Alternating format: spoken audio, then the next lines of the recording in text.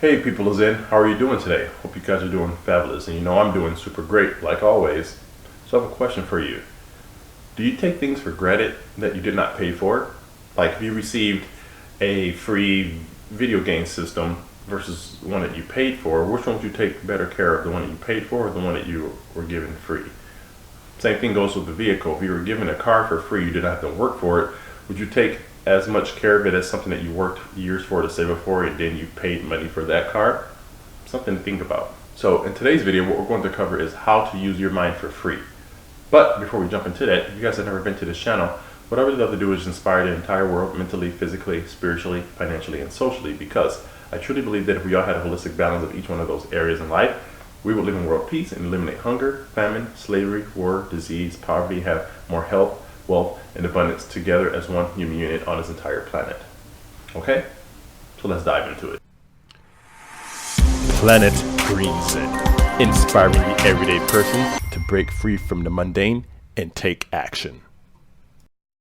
Alrighty guys, so how to use your mind for free is the title of this video. And that's a question that I want to ask you guys, because the reason why I brought those things up in the beginning is when you typically pay for something, you kind of cherish it a little bit more and spend more time with it. It's more delicate to you and more compared to something that's free, because typically if something is given to you, you didn't work for it, you just kind of treat it like whatever. You just toss it away, put it in a corner, kick it around because you don't care because you didn't pay for it. But if you spend a lot of money and time and resources into something, you typically take better care of it. And that transitions to the world we live in. Again, most of us in America, given our freedoms for free. Like we were born into America, so we had these American freedoms given to us without us having to work for it. So and I believe personally, that's why 95% of us actually are not where we want to be in life, because we are literally going to a system that controls us, keeps us away from our families and our times and being able to enjoy life and actually be able to have enough abundance to give back to people, because we are controlled in this box, this prison system. We have so much freedom and abundance out there available to us, but since it was given to us free, we take it for granted and we don't use our privilege that we have here. And the same thing goes for the mind, because this is the most powerful weapon, tool, whatever you want to call it, that we have in this universe is our mind, because whatever the mind can conceive and believe, the mind can achieve, as Napoleon Hill said back in the day. And that is very true, because whatever we think, we can create into reality. Again, like I told you guys before, do a 365-degree turn in your room. Look at everything that's in it. Look behind me.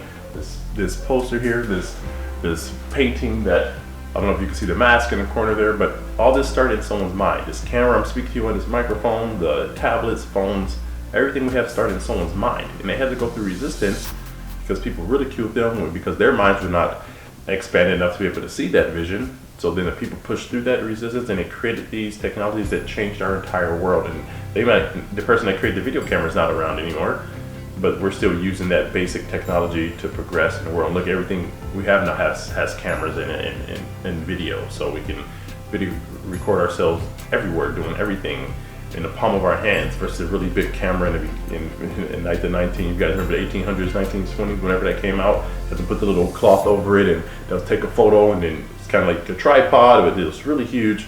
And then people started to just improve on that initial technology, but that first person invented it, and then people just progressed and made it better and better and better. But your mind is the most powerful thing that you have, and most people don't use their mind. Most people don't think. Most people just go through motions. They're like zombified robots that just get told what to do and they just do it without questioning it. And that's not really using our minds. God didn't put us on this earth to just be mindless zombies, to just be programmed to walk in a straight line and be in a box.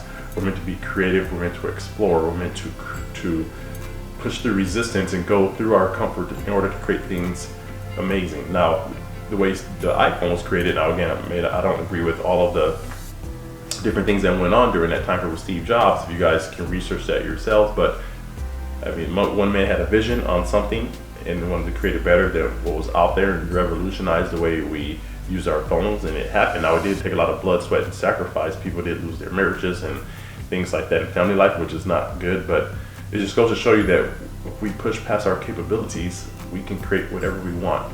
So when you sit there and actually use your mind, actually think, actually ask yourself questions, put down your distractions.